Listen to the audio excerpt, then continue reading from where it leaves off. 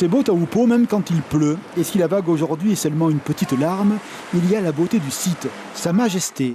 Et sur le bateau, auprès de la ministre, les grands noms du surf polynésien. Ils montrent, ils expliquent, et l'onde capricieuse laisse passer les ondes magiques d'un lieu à nul autre pareil.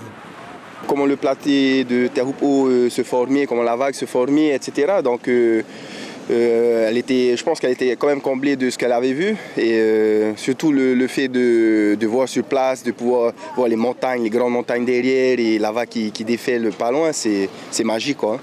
Au village, les visages des champions de tous les âges s'affichent sur une des portes de la salle municipale. C'est dire l'importance des sports. La ministre des Outre-mer, dans son dialogue avec les élus, a pu noter l'implication locale. Le désir de faire, en corollaire, l'État sera là, et bien là.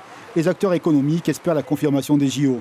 Enfin, tout au moins, nous, on est fin prêt déjà pour les JO et j'espère que les autres se prépareront. Et puis voilà. Et recevoir la ministre, ça donne un coup de motivation supplémentaire?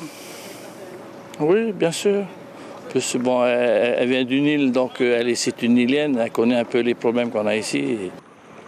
Sentir, voir, se laisser emporter par le mana, une manière d'être pour Annick Girardin. Et avec la pluie à l'arrêt, la ministre a pu parcourir le site de Taupo, sa part minérale, son point de vue sur l'océan, dans une réalité encore très naturelle.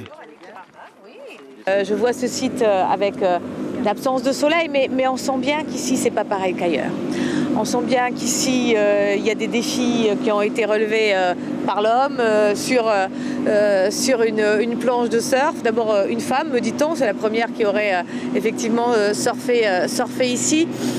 Tout ça est là et vous savez combien je suis très attachée à être sur le terrain, à sentir les choses, à vivre les choses. Une visite riche en rencontres, en engagements. Désormais, les élus de la presqu'île nourrissent un rêve. Après l'utopie olympique, un songe présidentiel les habite. Est-ce que vous rêvez de la venue du président de la République dans 2 mois? Ah oui, même ici aussi à Taupo, on va le recevoir à Taupo aussi. Voilà, on va l'accueillir aussi chez nous. Ce serait une première. Ah oui, une première, oui, il n'y a pas de souci.